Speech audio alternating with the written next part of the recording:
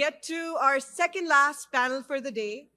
Rabeel is still out trying to drum up more viewers, I think. But he is the moderator today. And Omer, can you ask Rabeel to come back inside, please? Thank you. Oh, there he is. Rabeel.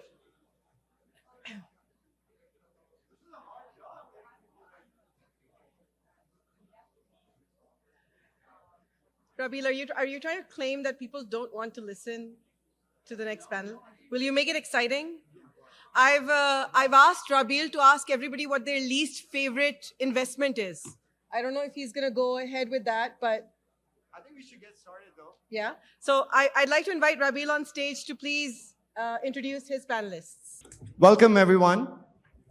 This panel is on the Pakistani startup ecosystem, which I think fits this gathering quite well. And we have a full panel. We tried to balance it out between the number of panelists and the number of people listening.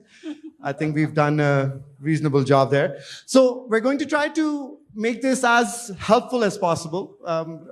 Many of you might be bored of hearing the same people talk about the same things. So I've tried to give it a little bit of a slight twist and to try to get actionable insights out from the attendees on the panel. And the way we're going to start with the introduction is everyone can go one by one, introduce themselves, and then they have to highlight one thing from our ecosystem, the Pakistani ecosystem, that hasn't worked or that isn't working, so that we can, and no cop-outs, everyone has to highlight one thing.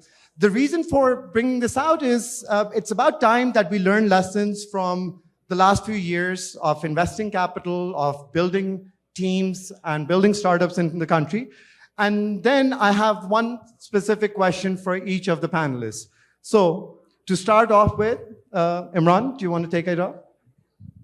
Hi, I'm Imran. I'm the co-founder and CEO of Dubizzle Group, which operates and owns Zameen.com in Pakistan, OLX, Dubizzle, and Bayouth. We do have Dubizzle and Bayouth in the region over here, GCC plus Egypt. Overall, been in this space for a long time now. We started the Pakistani business in 2012, grew the business out of Pakistan to UAE, and reached a unicorn status in 2020, and been growing ever since.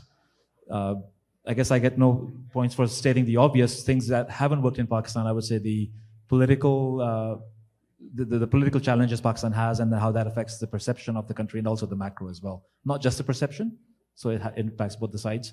And yeah, so that kind of hasn't worked in the market. But were you looking for something else over here? No, I'd just like to double down on that one specific point that you raised. Is there anything that founders can do either to create a narrative around it, or does one have to accept that as the reality of working and building a business in Pakistan? I feel super excited about the opportunity in Pakistan, and perhaps that's a question for the investors on the panel, how they perceive it and what founders can do. I just think we just sort of put our head down, focus, and just get the business done, right, and build a large business. And value does come at the end, one way or another. So if you have good underlying fundamentals, you will extract value. Excellent, thank you. Vijay? Good afternoon, thank you. And I'm Vijay Tirathrai. I'm an entrepreneur that turned investor. Over 35 years, I've built 7 different businesses, mostly out of Southeast Asia, Australia, Hong Kong. Today, I serve as the managing director for TechStars, and for this region, largely covering Middle East, North Africa, Pakistan, Turkey.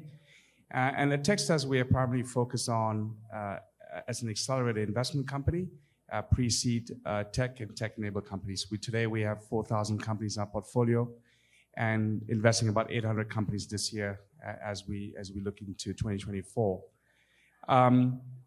My reflections on, I think, what hasn't worked is that for the longest time, I do feel that the valuations and the denial that many founders have about raising capital, largely in this part of the world, but also can be mirrored across the world, is the lost touch of reality in terms of what valuations are.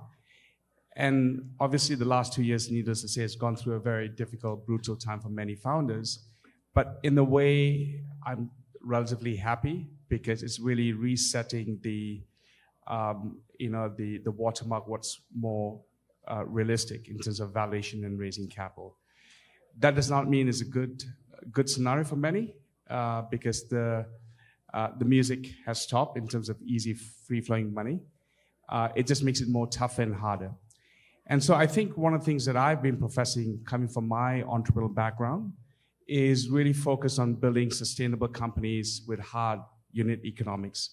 And that's something I profess, and I think it's really interesting to see today that more and more founders coming to us at our programs where we operate, the TechStars programs, we have 50 of them around the world, are more willing to listen to mentors and more willing to adapt to ideas, more open-minded, because the reality is that the market wants to have founders that can build more sustainable businesses. I'll stop there. Thank you. Thank you very much. Misbah? Hi, everyone. For those of you who've been here since the morning, hello again. For those who've come later, I'll reintroduce myself. I'm Misbah Naqvi. I'm one of the co-founders and general partners at I2I Ventures. We're an early stage stage fund. We invest primarily in Pakistan. So Vijay actually touched upon what my point was going to be. Of course, it is valuations as well. And I think what I would add to what he's already very eloquently said is that I think founders' expectations were what they were seeing perhaps in more mature markets, and Pakistan wasn't there yet. So investors like us who were on the ground felt a little challenged, because in the hype of 2020 and 2021, where people were asking for valuations, founders were expecting valuations at Silicon Valley levels, and there was capital available from an international perspective to come in. Some of us had to go along. If we wanted to be in a really great company with a really great founder, we had to look at the valuation as a foreign investor who was the lead perhaps was looking at it. And we also expected that things would settle down. I think the challenge was that the global downturn and of course Pakistan's own economic issues as well as political issues happened so fast in the evolution of our ecosystem that we didn't get to see that one cycle complete where valuations would perhaps become a little bit more reasonable. So I think one thing that my advice to founders, having looked at that, would be don't focus too much on high valuations. Don't think about growth for growth's sake, because you're building in a very challenging market, which is high friction. And very often, foreign investors, they don't understand Pakistan, may not expect it to be that high friction. They may expect it to be smoother, depending on which markets they're investing in. So I feel like unit economics, to what Vijay said, focus on unit economics, focus on a path to profitability, focus on building a good business. We were talking about this earlier on, even in the context of the previous panel in the GCC. Build a good business and everything else will fall into place. So focus on that rather than trying to raise money at a crazy high valuation, growth for growth's sake, and everything else will kind of fall into place. Of course, there are challenges, but every market has different kinds of challenges. Assalamu alaikum. I'm Aatif Awan, founder of Indus Valley Capital. We are an early stage VC fund focused on Pakistan with $40 million in assets under management, about 15 investments, one of which is Bazaar. Hamza is here. One thing that actually, 5 years ago when we started, a lot of the thesis has played out. One thing that hasn't worked and has been surprising is that other than the exception of my friend Shin here, MENA VCs have really been sleeping on this opportunity. If you look at $800 million that's been invested into Pakistani startups over the last 3 years, we have had success getting amazing US investors to invest. First round, Sequoia, Kleiner, Tiger Global, Dragoneer, so many more.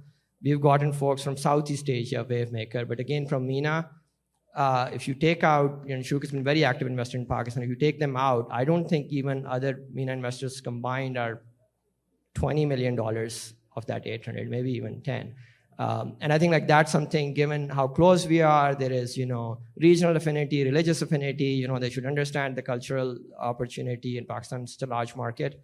I wish and hope, we'll change that going forward, but definitely hasn't played out the way I thought it would. Thank you. Team, really excited to be here. My name is Shin, a co-founding partner at Shorooq Partners, early stage tech-focused venture capital firm with offices across the region. We do love Pakistan. As Aatif has kindly mentioned, I remember last year in the IFC, we're talking about the challenges, but also opportunities for Pakistan. And I think all of us, the reason we're here in Saudi is to bridge that corridor between Pakistan and Saudi, which frankly has so much opportunities. So if I were to rephrase Rabeel's question on what has not worked to like what we want to see more is this cross-bridge, cross-region between Pakistan and Saudi. I think some of you know Pakistan ecosystem is actually one of the largest in Saudi, right? Outside of Pakistan, I think a lot of population here is from Pakistan. They hold a lot of key positions in the kingdom, be that commercial, be that trade, be that finance. And actually, like a lot of our friends from Pakistan origin who work and live in Saudi are here to support that. I think we are not doing enough justice to capture the soft power. And all of us have a angle to play. It's funny, as a Korean I'm speaking, but like, I think all of you know who are those soft powers are. And I think we really can prove to our Saudi colleagues and friends and partners that we have amazing talent, and amazing founders, and amazing companies.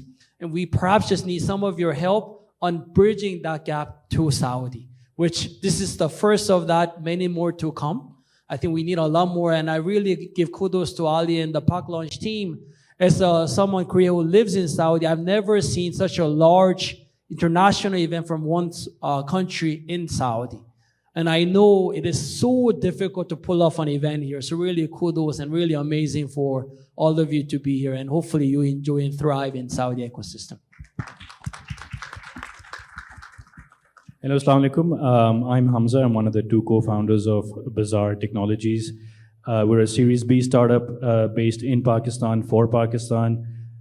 We're a B2B commerce and financial services company. We serve over 300,000 businesses across the length and breadth of Pakistan, providing them a very easy digital procurement of goods for either the retail, manufacturing, food, or services businesses. And we provide a layer of supply chain and financial services to enable that.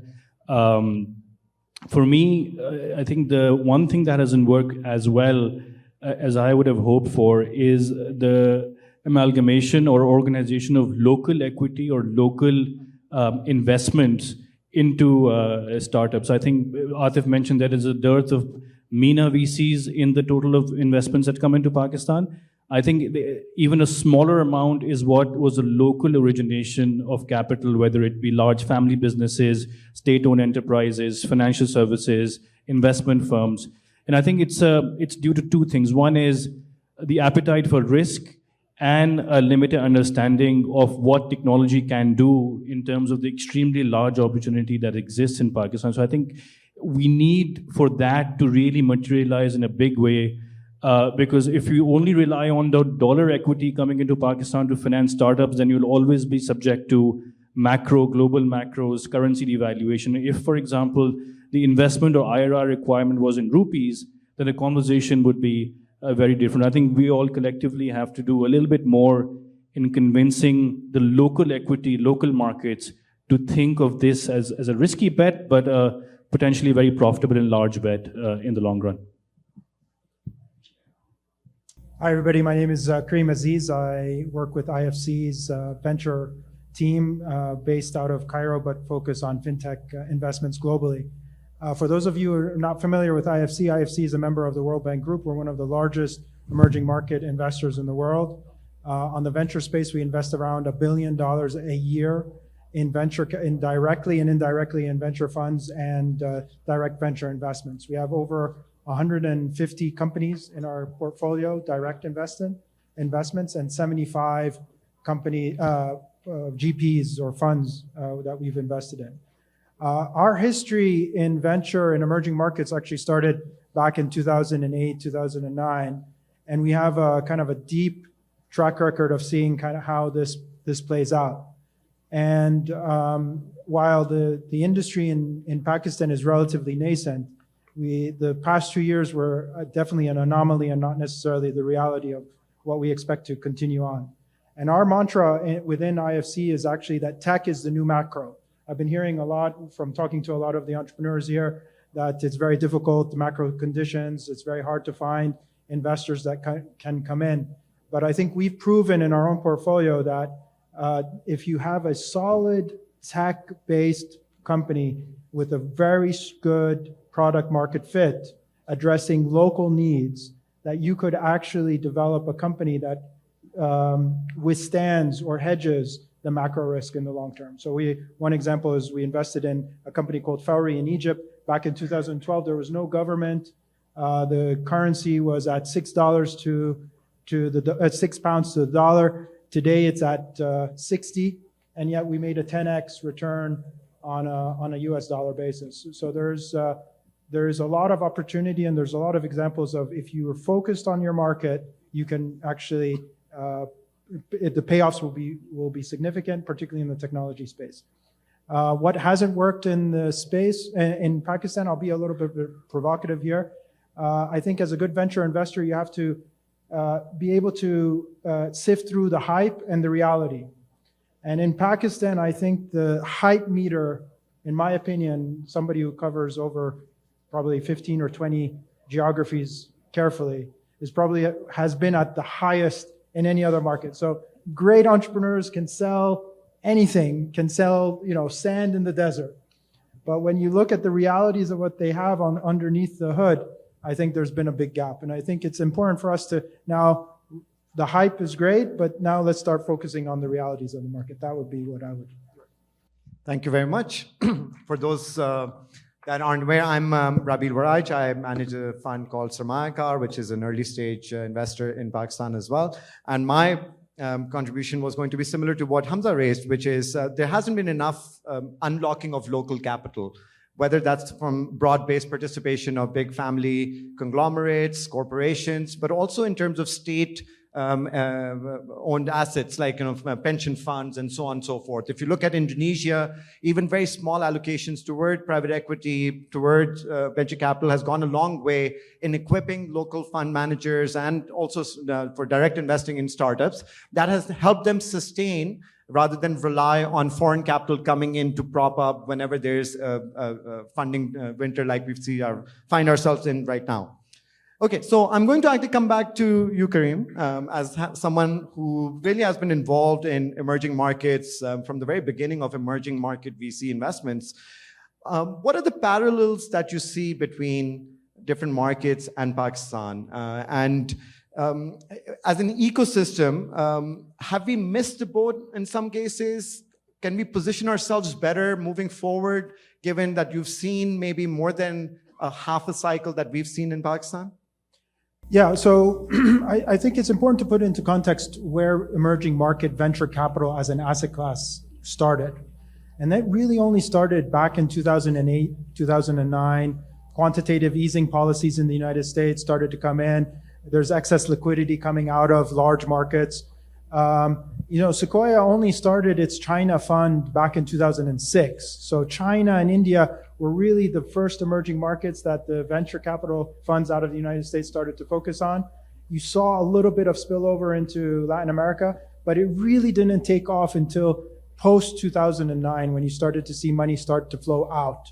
And in Pakistan especially, that really only emerged in 2018, 2019 when you started to see the first formal funds come up. There were a few investors in the market. I had been traveling into Pakistan for a very long time trying to do venture, but it really in a formal way only started recently. So in the big scheme of things, the venture ecosystem in Pakistan is still at a very, very young age. I think it's important just to put that into context and give it room to grow and learn and make mistakes and the fund managers learn. But I think it's really important that there's still a focus on the market. The market itself, I know that we're here as part of a kind of an opportunity for Pakistani entrepreneurs to go out into Saudi. But I'll push a little bit to say there are only a limited number of companies that can really transport easily out of Pakistan into another market. I think there's still a tremendous opportunity in Pakistan. It focused an attention on those markets. Unit economics right now is really important. And you can sustain your businesses with a lot less capital than markets like Saudi or even the larger markets like in the US. So take advantage of that opportunity. $1 million will go a lot further in Pakistan than it will go in Saudi. If you can raise that capital, hire locally, address local market needs, have a strong product market fit, you will get funding. I promise you that you will be able to get funding. I would agree with some of the panelists mentioned before is that the founder mindset, and in fact, not only the founder mindset, but also some of the investor mindset is still stuck in 2021. And some of the investors, relatively new funds, don't want to write down their investments that they deployed during the peak of the market. So they're really hesitant on raising additional capital, particularly for the large or well-performing companies. And then the founders are also stuck in that old mindset, but that needs to change. I mean, get good investors. There's an inverse relationship between valuation and the quality investor. I can guarantee you that. And it's get the right investor who add value. I think one of the things that we've learned over the past couple of years is the money is not a differentiating factor. It is really the quality and value add that you can bring, and you may be able to find a check somebody will write you a check in a week, but the pain of that investor over the long run far outweighs the ease of the money up front. So that's something that I would reflect on.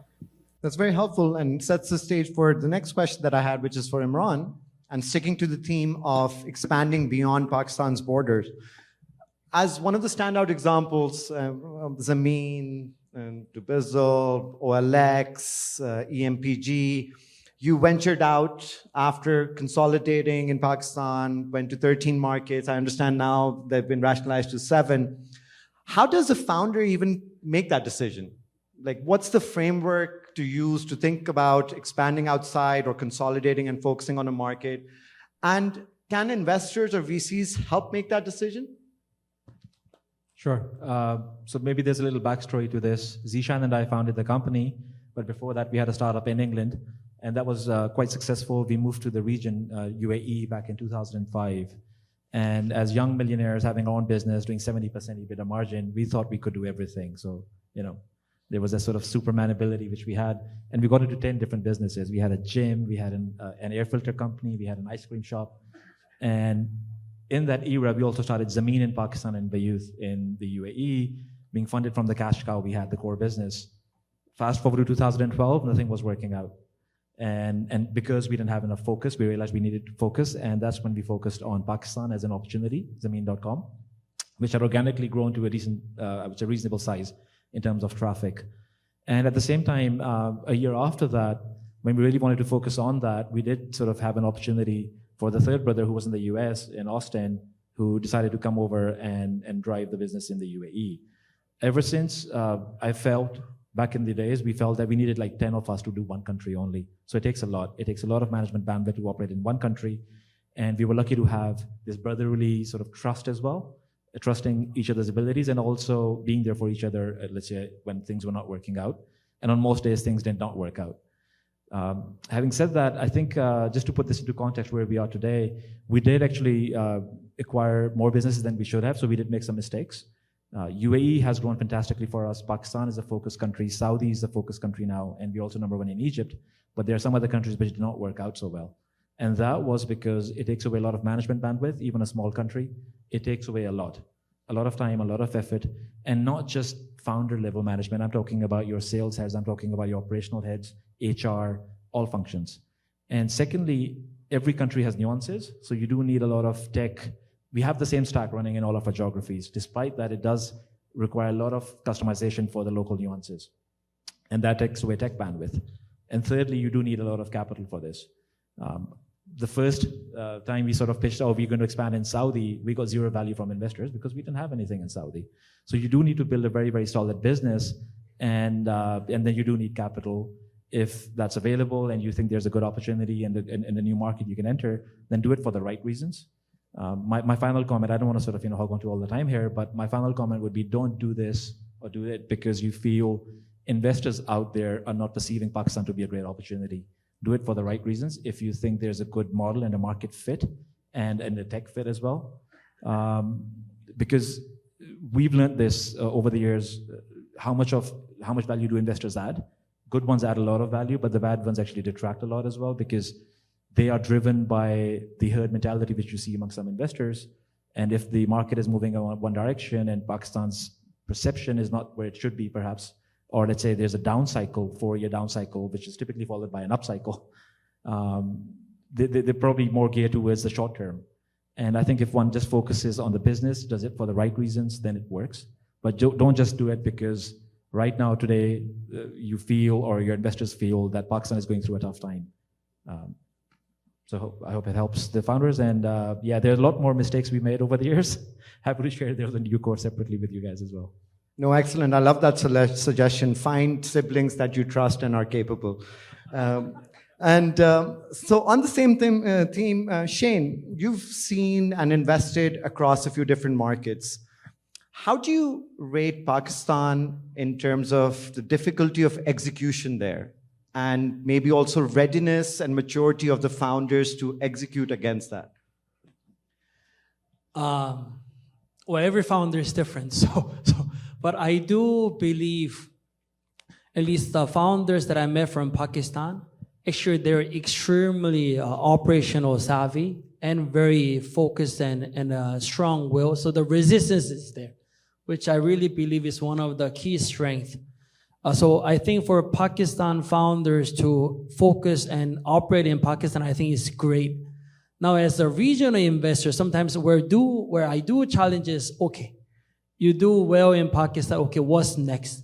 Like, you don't have to expand outside of Pakistan, but for sometimes international investors or regional investors like us, we do ask that question, okay, what's your next? And that goes back to Karim's question. Sometimes founders and also investors, all of us are optimistic. That's why we're here. Like, we're entrepreneurs by nature. We always, okay, you can expand to Egypt, you can expand to Bangladesh, you can expand to UAE and Saudi.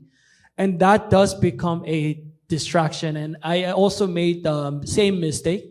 And I think some of my friends and partners here, it's not that easy to expand, even within the cities of Pakistan, definitely not within the region. And like Saudi, even Saudi and UAE are very different. And I think only the mature founders who have really seen it, who really have thought through their business model, how they can adapt, how they can localize for a different country, I think they could do it. I don't think we cannot not do it, but we just need to be extremely thoughtful. So in short, I've always been a biggest fan of Pakistan founders. I've never had issues with governance, maturity, and etc. Sometimes they might not know. Then we just need to have that conversation. But once you have that conversation, I think it has always been extremely positive. So we have the right ingredients. My only question is, Pakistan founders need to know other markets better, as like other investors need to know Pakistan better, right? It's more about the knowledge gap. We are optimistic by nature, but we just need to really think through before we act on it. And I think we are. That's why we're here. Again, that's why we're here. And this is the first step. And I personally believe Pakistan founders and business models would be great ways to expand to Saudi. Of course, not every business, but we do have the right ingredients that I actually think we can. Excellent point about this gap in understanding and learning about different markets. So maybe my next question is for Vijay. From your vantage point, what collaborative models have you come across that have worked effectively in other markets? And are there examples that you can share which can be adopted in Pakistan and that can help bridge some of the gap that Shane just highlighted? Sure, but just to maybe pick a point that Shane mentioned, I think one of the mantras that I use is one product, one market, one customer profile. I think if you multiply that as 1, it gives you 1. The moment you start adding more variables to that equation, means say 2 products, 5 markets, 6 different customer base, the propensity for complexity changes in terms of how you execute a business. You talk about management bandwidth. When you go into 13 countries, you experience that. And I think for an early stage company, it's really important that we keep a keen eye that they are focusing on the 1 before they ever think about moving to a new geography. And then if you're thinking about coming to Saudi Arabia, for example, we run programs here, and we're very, very interested to see Pakistani founders that have a true intent of building a business domestically as a key market. Case in point, we've recently invested in a great team, Jalebi, which is Pakistani founders living out of UAE. The biggest market has been KSA for them. And they were able to raise close to $1 million just in about 12 months from when they graduated from the program. And what that speaks to is the attention they're given to building relationships. And I think this is something that maybe Shane touched on, is that you can't just transpose a new geography without thinking about building relationships on the ground. I'm talking about building relationships in the customer level, building relationships with channel partners, with investors. That's the only way you can really build a solid business. And to your question, I think, we've, say in the case of Saudi Arabia, partnered with entities like Saudi National Bank, Right Ventures, the Ministry of Communications and IT. And the reason we do that, although at TechStars we could say that we run world-class programs around the world, but in every new market too, we're not the subject matter expert. We have to build relationships and partnerships. And in this case, we're able to get access to a wider pool of investors, a wider pool of corporates that makes our founders a lot more accessible to that geography. And this is something that is not unique just to Saudi Arabia. That was something that we would probably duplicate anywhere else in the world. We've been doing with geographies from Singapore right through LATAM to Europe and of course North America. With Pakistan too, I don't think if we were to operate an accelerator fund or accelerator program in Pakistan, we would probably do it alone. We'll probably go into partnership with a local entity, because that nuance around culture, the nuance around access to the network, whether it's the investor community, corporates, mentors, is a key essence to making that program experience far more successful. And so the best practice for us has been that we have a playbook in terms of executing a world-class program, but the interface with the community, the interface with the wider network, it's always something that we need to leverage on the domain knowledge expertise of our corporate partners or people who have vested interest in the ecosystem. And that seems to be working for us extremely well. So I'm going to double click a little bit on some of the themes highlighted earlier and ask the question of Hamza. So Bazaar is going after what has been, I don't want to say just hyped up, but is actually one of the largest market opportunities in Pakistan. But it also, the business also has to contend with an industry that has low margins, capital intensity, operational difficulty. How do you think about balancing these factors out for the founders that are in the audience? Should they be staying away from such industries? Are the returns in there in a market like Pakistan to generate venture returns for investors? How have you built the business with that in mind? I think for us, I'll just talk about my experience and maybe you can draw some learnings on that. We always started the company with a mission to build in and for Pakistan. I think we have very rarely thought about outside. And the idea for us to make that first generation defining company for Pakistan, and one of the things that are also not work is we don't have many exit stories to really inspire both founders and investors to go after Pakistan. I mean, we felt that, can we be that defining company? And for that, once you want to be that, your target market has to be extremely large. And one of the most important reasons that we were in the B2B e-commerce market is it is one of the largest, if not the largest, single opportunity set in dollar terms in Pakistan. The other one that might be logistics, or third one financial services, but that it's a very small consideration set. It's a large market, it's a large population, but it's a very low GDP per capita. So you have to really go after opportunities that are large enough. I think, yes, for us, we have 2 or 3 businesses. One of them is retail that suffers from a low margin business. But we have seen pockets of it work. And once it works, I think my message to founders would be, find those pockets that work, that you really are a paracetamol versus a vitamin. And we feel, for example, that in Pakistan, you have 800,000 retailers. A large portion of them are very, very small. You can get the GMV from a large wholesaler or a large supermarket, but they will always be discount hunters. They will always, pass for the lowest margin. But if you really get the product market fit right on the smallest underserved retailer, that is a high gross margin business. And that you find out that is also a problem for the large CPG companies. And the other thing we realized over a 4-year journey is you probably cannot make a lot of money from people who don't have any. And these small retailers don't have a lot of money. But who does have money are these large CPG companies. Some of them have over $1 billion valuations on the PSX. And they have a lot of money and they have large problems to go direct to retail, especially in the underserved areas. And if you can digitize and aggregate that demand, you can really try to prove a problem. But these companies also move slower. So you have to really bang on the door, and don't lose patience. I think the other thing that the message to founders, especially in Pakistan, is resilience of belief is very, very key. And to that, you have to know your why. For us, that why from day one has been constant, that we want to build the most inspirational technology company to meaningfully contribute to Pakistan's economy. And whatever happens, we stay true to that why. If something is not working, this why brings us back. This why is the stamina that we carry despite the politics, despite the currency, despite the liquidity, despite the security. And so low margin or high margin, any startup is tough, especially in Pakistan. And founders really need to know why they're doing it, what their purpose is, what they will get out of it, and what is a long-term plan. And for us, I think that has worked really well. Excellent point about going into a market and then learning, what are some of the fundamentals of it and adapting to that. And so my next question is for Misbah. Having been involved from the very beginning of the ecosystem and also having a sister entity which has been involved even before formal venture funds came up, has your investment thesis around Pakistan shifted in this time?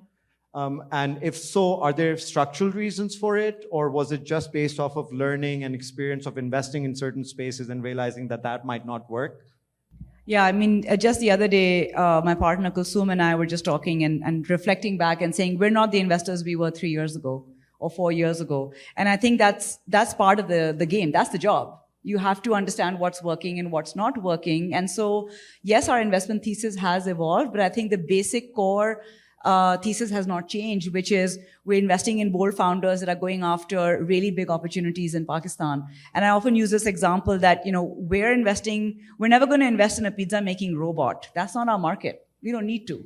We have many millions of customers available for businesses or businesses available for companies that are actually looking to solve big opportunities and big problems. So that's the constant. That has not changed. I think with the up and down of the markets, what has maybe become a little bit more specific is doubling down into which are the areas that we like a little bit more than others.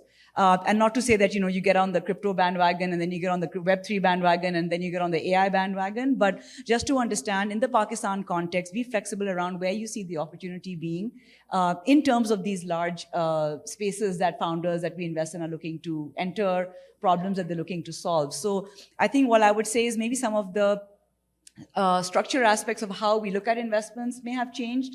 Maybe a little bit more of a conservative mindset in terms of where money is going versus the heydays of maybe 2020, where it was like, okay, a lot of this is going to go towards marketing and that's okay, or discounts and that's okay, because that's what the market was. And now it's a lot more about like, okay, what's the path to profitability? But at the same time, what hasn't changed is this opportunity a venture style business or not? And I think when you look at Pakistan, and I'll say this for people that are not venture investors in the room, there's a lot of opportunity in Pakistan beyond venture. There's also a lot of opportunity in Pakistan beyond startups. There are SMEs and MSMEs, and even they're underserved, and they don't have access to financial services or capital that they could use to leverage the opportunity at hand. So I think staying within our lane has been important in terms of how we look at the market. So definitely still looking at venture-style businesses, still looking at big spaces, but also trying to see what are the things that are going to work when the economy is not doing all that well? What are the have-to-haves? And to your point, or what you were saying, Hamza, what's the, not the vitamin, but the antibiotic or the painkiller that's actually going to be much more in demand, and just staying true to that. Aatif, feel free to also address the same question, but I also have a specific one for you. Is it now time that sustainability and impact should be part of the core strategies of businesses that are now coming up in Pakistan? You can't say no to that question, right? Just not the time. Well, maybe you can. Let's see. And how does that dovetail with the funding crunch that we find ourselves in? Will it be a negative signal to external investors or stakeholders that are not present in the market that, oh, now we're going after impact or looking after like sustainability of these startups because the financial returns are not commensurate to the venture risk that's being taken there? So the capitalism will always look for returns, and I believe one of the best ways to have impact in the world is to actually build something that does solve a big problem, but also makes a lot of money while doing it, because that's how you'll scale it to the highest possible levels. Now, obviously, when the capital markets change, capital was abundantly available through early 2022, and then the spigots just went dry. You do have to be cognizant of that. You do have to evaluate your runway and your strategy and where you're going to spend the money. So that's very important, right? Otherwise, you risk survival risk. But one thing that I've noticed in the last 18 months is that founders got that advice in a broad way, and they went too much towards that direction. And it doesn't help if you become sustainable and you, let's say, are cash flow positive, but you're subscale. Because ultimately venture is about scale. There is going to be power law. And I think so there is this other kind of mistake I've seen more founders make in this market. Similarly, how in 2021, most founders making the mistake of, spending too much money too much faster. So you have to kind of, straddle this thing and thread the needle where you come out of it with some growth. And one of the advice that I've been giving to founders is, year over year, even if you're growing just 50%, that has been okay in the last market, but just don't go to a point where you're at 0% growth and cash flow positive. And then there is no way to raise capital. You're stuck there. And without capital, you cannot reignite your growth challenge. So that's how I think about it. I have a question for you as well.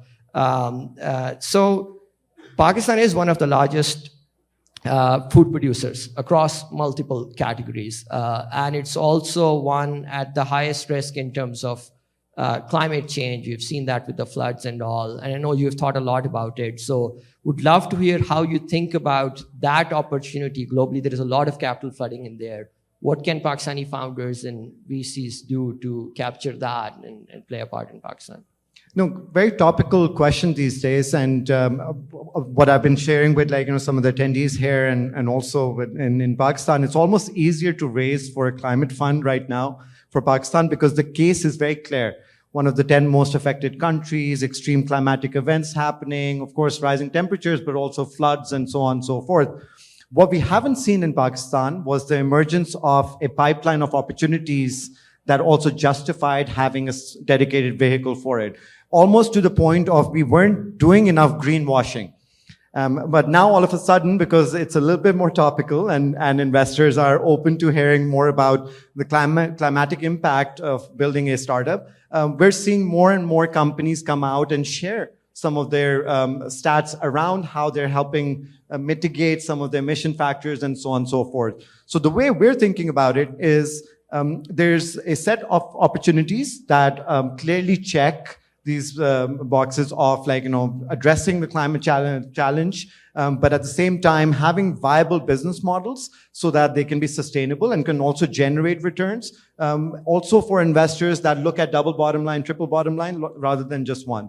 And at the same time, there's a specific set of investors. There's specific climate capital and finance available, which needs to be channeled to an ecosystem like Pakistan in a structured manner with the right governance in place. So we are trying to play the matchmakers in between, similar to how we've seen, and many of us have played that role of matchmaker for the conventional venture side as well. So it's a little bit earlier in that journey, but we're starting to see an emergence of that, and there's more receptivity to the climate topic when we think about Pakistan. It's in another way, it sounds crazy like it did in 2018-19 to have a venture fund for Pakistan. Right now, it sounds crazy to have a climate venture fund for Pakistan. But ultimately, a lot of the fundamentals are moving in the right direction. And hopefully in 5, 7, 10 years' time, we're going to have another ecosystem which is climate specific in there as well. So the next two questions, and I'll ask both of them together because they're both linked to the talent question, really. And it's open, but I'd love to hear Kareem's opinion of specifically one element of it. Talent or resource, as I like to call it, which needs to be groomed into talent, is a fundamental building block of any venture opportunity that you're going after.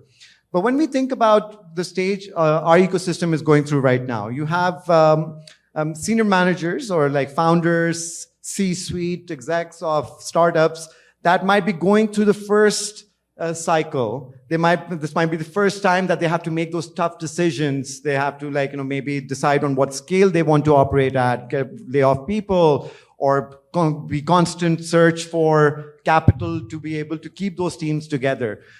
What suggestion or advice do you give them how to navigate this time? How to even think about it? Do you go and seek help from any specific actors? Do you immediately go to the decision of okay, getting down the scale to a point that can sustain and that gives you another day to live and then hopefully go after the opportunity again? Okay, just to be clear on the question. So you're saying, how do founders kind of right scale their business given the market dynamics that they have right now? Yeah, I mean, this is one of the most challenging questions and that founders have to face when they've grown too fast and the market realities have changed, and now they have to think about, okay, where do they cut? And I've been through that process with founders as a board member, and I'm very sympathetic for how difficult that decision is. I would go into, the numbers, ultimately as a growth stage investor, it's much less than the aspiration and much more the numbers and what the numbers will tell you. And translating the business into numbers and really understanding where you can save money to ensure that the core part of your business continues to generate cash, and the nice to haves, you have to put them on the side, and then you grow incrementally. I agree with Aatif mentioning that, look, we don't want to constrain the business too much so that it doesn't grow, but at the cost of becoming cash flow positive. But at the same time, being cash flow positive puts you in a very different league and gives you a lot more negotiating power with investors who would want to start to look at you and basically want to kind of invest. You could last longer and grow into a valuation that you want to get into. So every business is unique, so I can't really prescribe how to think about cutting staff and downsizing the operations to meet kind of the demands of the market at that time. But I do think that really relying heavily on what your core focus and core product is, and seeing if you can reach a sustainable level with that, and then whatever else you have on the sidelines, you say, okay, is this something that I can grow into or something that I have to drop for the time being? Can I add to that? I think what we found is that the best founders will make those decisions with a little bit of guidance from us, but we're not making those decisions for them. We're there as a sounding board. We're there to work through the strategy, to your point, Kareem. We're there to see where the numbers are. But the best founders come to us and say, there's an opportunity here for us to right size, focus on one vertical versus others, not waste too much time and energy on one space. And of course, with that comes laying off people or letting go of talent that you've spent a long time hiring and attracting and fighting for in a lot of cases. So it's definitely not easy. And, and hats off to the founders that actually build the companies, because our role is really easy. We're on the sidelines. They're the ones that are living it day in and day out. And I'm sure you guys have your own war stories to share around that. But I think for us, the best founders will already have that perspective of where they feel the fat can be trimmed, where they feel like the focus can be deepened in terms of the space that they're looking at. And I think as investors, what we can do best is to guide them along that process, maybe help connect them to people that have been through that before, companies in similar spaces in other markets where they could learn from other founders. But I also really want to say that I found that the strongest founders actually have a really good, clear idea of when and where they need to do that, with just a little bit of help from the investors.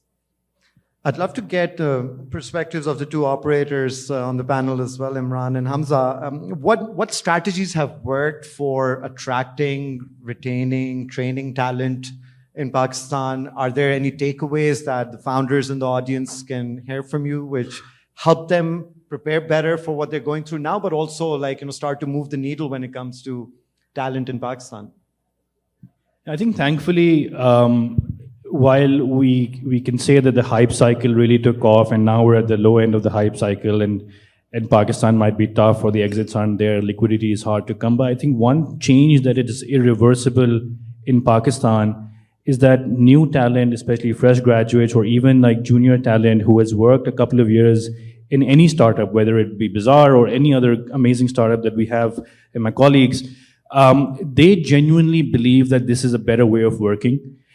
They genuinely believe that instead of selling soap or getting deposits for a large bank, solving a genuine problem through some innovation and problem solving is a much better use of their time and skills, and work at a company where there is more independence, more empowerment, especially the kind of talent and students that are coming out of schools in Pakistan.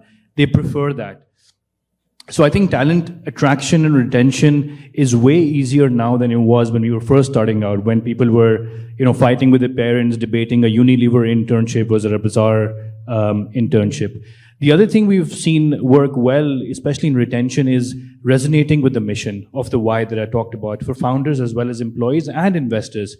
And I think it's the job of the founder to really create a sense of that mission, articulate it well, and make sure that whoever you hire, fire, or promote, there is a strong purpose and values reasoning behind around the decisions around talent. And we've seen a lot of people use, Bazaar, for example, as a stepping stone into, if they want to go to Silicon Valley startup, they get a startup on their resume and go to that. So really getting better at sifting through who is in it for what, and making sure that, yes, it is a job, yes, you get money for it, but is there a sense of mission and purpose around it? And for us, I think we've seen the retention be very strong around where whoever really resonated with the mission. I echo a lot what Hamza has just said on retention, hiring, talent, and the way the the landscape has changed. We started building the team out in 2012, and it was a mission just going out there and trying to convince someone to join our company over, let's say, the Unilevers and Pepsi Colas and BAT. So it's been a long journey for us. We've seen a huge change as well. In addition to what Hamza has said, I would say financial component is always important, and somebody coming out of a university and having a job abroad, that's very, very difficult to sort of contend against. So communication, clear communication, sharing the vision, and making them believe in it, working very closely with them always goes a long way. And then one can always incentivize with ESOPs, obviously. And then again, in the early days, there was an educational exercise, a yearly discussion with the key employees as well in terms of how it's going to translate into future value. So that's that. And I think in terms of the down cycle, let's say, and a lot of people trying to let's say, leave Pakistan lately over the last 1 or 2 years, we saw a lot of people moving back to the country from the US, from Europe, from everywhere. And we have seen a keenness on part of a lot of folks who are trying to move out. So we're lucky we do have a larger group and we can accommodate some of those aspirations and ambitions. However, that has been a challenge lately. We have managed to retain most of our top talent. But I think when it comes to right-sizing the company, which we had to go through once in Pakistan, clear communication, that's the best solution for us. That has been the best solution for us. Just communicating very, very clearly and making everyone understand where the company is and what needs to be done. So everybody's absolutely clear on that so that you can hopefully pull through that down cycle. Excellent. I'm going to ask Mina's permission to ask if there are a couple of questions in the audience. Do we have minutes for that? Because I do have see some hands raised. Is there any way to get a microphone to them? It's an honor to ask you guys questions. Some of you have been bothering over the last few months. One of our employees, we're a talent outsourcing company, RepStack, and our people work with marketing agencies in the US mainly. And my question specifically is to Aatif and to all of you guys as well. You guys mentioned people working, startups focusing on Pakistan, within Pakistan mainly, but are really our biggest resource is our talent with 100 million English speakers. To me, it's a no-brainer, exporting our talent over to the US. It's been working really, really great for us. And I know, Aatif, you're investing in remote base. So just my question around that is, how is that going for you? And what are your thoughts on exporting talent? Because, to me, it's a no-brainer. The Americans, they need this talented workforce. We need to create jobs and so on. Sure. So 2 thoughts on that. First is, this topic has been coming up that, should Pakistan focus on startups, or should it be software services industry, or should it be freelancer? And the answer is all of the above. We have more than 400,000 software professionals in the country. That number keeps going up. Whether you look at GitHub stats, whether you look at freelancing sites, one of the top 5 countries pretty consistently now. So we got to do it all. And I think enough of us can do it. Now, specifically in terms of finding talent for companies in developed markets from emerging. I think it's been a good business model. There was this arbitrage. There's also this, at the peak of the market, difficulty in just finding talent. It's not just the money-saving thing. It's just like, how do we evaluate and find talent? And I think it's been a great opportunity, but now you have to be cautious on that because of what's happening with Gen AI and developer productivity increases that we are seeing. So it was a supply and demand issue, but now suddenly the demand is pretty much gonna go down because of each single developer being much more productive. So that sort of demand you might not see going forward, and it might take a couple of years, take 3 years. So if you're building a regular business, it's fine, but a startup like Remote Base, and to their credit, the founders saw it last year and they were like, we're gonna keep doing this for a while, it's keeping the lights on, but we have to find something else. And what they did was they pivoted to actually using their interview data to train an AI interviewer. They call it Talently, they've launched it. And that's a phenomenal way to take headwind and convert it to a tailwind. But I think a lot of the staff augmentation companies now should be thinking about that. What does future look like in 3 to 5 years, and plan their strategy around it. Assalamu alaikum, everyone. So my question is a little off the topic. I just wanted to ask that I'm part of the Pakistani startup ecosystem, and organically what I've observed being part of multiple incubators and accelerators, we listen to a lot of founders when they come up with multi-million-dollar valuations. Most of you are the investors here. So do you really think, is there a code where we can agree, founders in the startup ecosystem, that this multi-million benchmark is the necessary aspect of a business going international to attract investment, or is it just a fashion that is being followed? Because that confuses the Pakistani ecosystem founders at times. I hope I am clear with my question. I'll rephrase, I'll make it more simple. It's like most of the time it's more like a trend. Fundraising is a trend mostly. And sometimes we see that the evaluation never matches the revenue that is coming in. So how, is there a code or is there like a mark sheet that tells you that yes, you do qualify for this particular fundraising? Because we are not taught to go through consultants to get ourselves evaluated. We mostly think that what we think is right. So that this is what I just wanted to clear. If I may go first. So I've been at the receiving end, and let's say, having those sort of ambitions of overvaluing our own business. And we were lucky enough to have a good angel investor as a mentor as well in the early days. Gilles was from France, and he was the founder of the first classifieds marketplace globally on the Minitel system in France, which predates the web. And he said one thing, even before he invested, he said, your value is going to be a function of your revenue. So you're not in the US, forget about that. We were building revenue on day one, and that's what we thought would drive a lot of valuation. When we went out there, we thought our business would be 4 times the value that we raised at. There was a good reality check. Our value throughout time has been a multiple of revenue, or let's say a normalized EBITDA multiple. That's what we received for our business in Pakistan. And at some point, we started chasing high valuations, but we started going for good investors. And that's what really worked for us. Just going for good investors who will add either business value or perhaps open up the investor network to us. I'll just add one example. In 2019, one of our first investments, in fact, that was the 3rd investment we made from Sarmayacar, in a fintech business, a payment aggregator, where the valuation, post-money valuation, was $900,000, and they raised $200,000 in totality. From that point, they're now generating about $1.2 million of free cash flow a month. So their ask for the amount to be raised and the valuation that they got against it was according to what they needed to build what they were looking to build.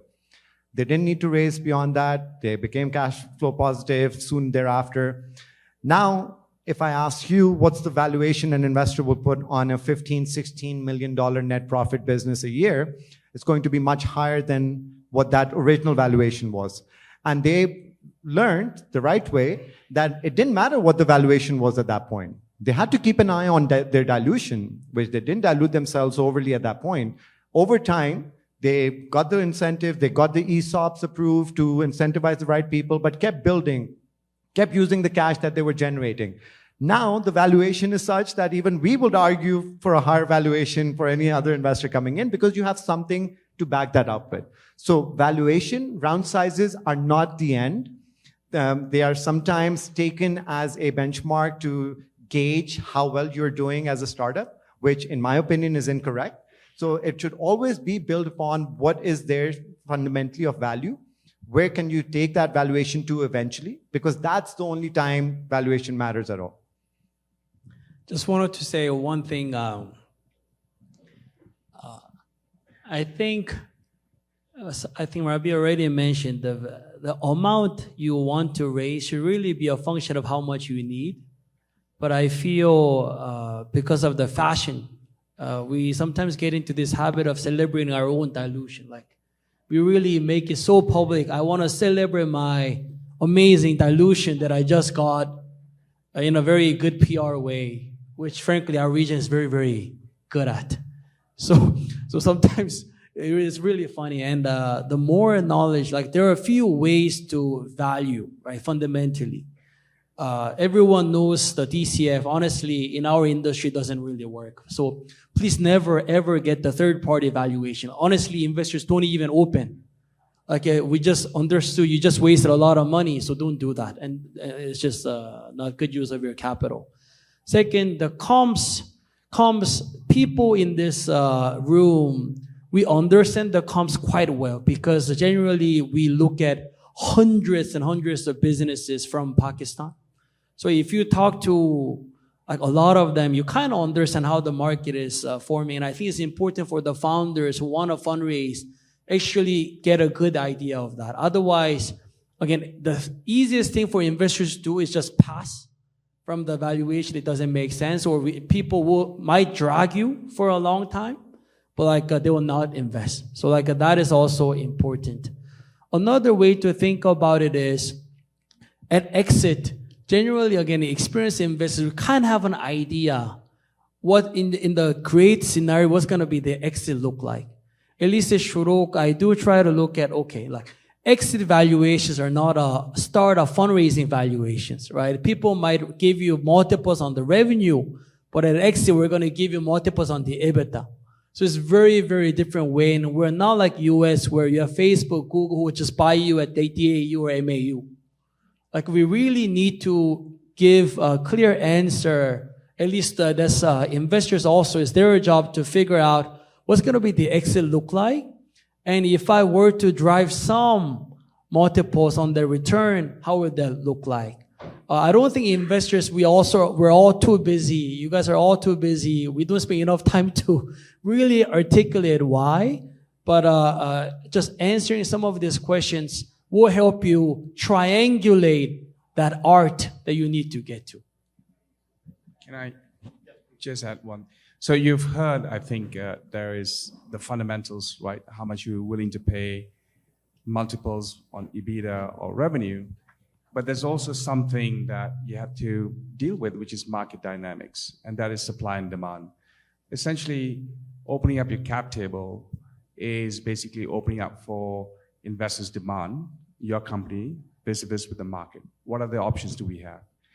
And if you look back the last 3 years, there has been arguably a situation where there's too much capital out there in the market, chasing few high-quality deals. And so what that happens is that beyond the fundamentals, you're going to get a lot more premium that people are willing to pay. And some argue it could be FOMO, not missing out on the deal, are willing to pay a premium to get into your company, right? That is a function of market dynamics. So how much capital is available versus how much quality deals there is. And what we're seeing today, though, is a reset of that. That's increasingly less of that premium people willing to pay. Because the dynamics is flipped. There's more supply today versus demand from the investors to go in for companies that's raising capital. And I think key to keep in mind is that keep the eye on the fundamentals, right? But depending on the sector you are in, whether it's say climate tech to fintech, each sectors will have its own premium because there is a certain dynamics of the market that suggests that that's more sought after versus another sector. You can actually leverage on those macro thematic dynamics, right? And that's how the market is. What we're speaking here today in 2024 will dramatically change in the next 3 to 5 years. So there is no real answer that this is by the book that you should follow. That's what I'm saying. I just want to thank all the panelists for bearing with us and for all the audience for listening. Thank you so much for the insightful comments, and I hope we can continue this series of learning, really like actual real lessons, because that's what one of the objectives of Paklaunch is. So thank you for the organizers, to the organizers for bringing us all together, and apologies for overrunning. Thank you so much.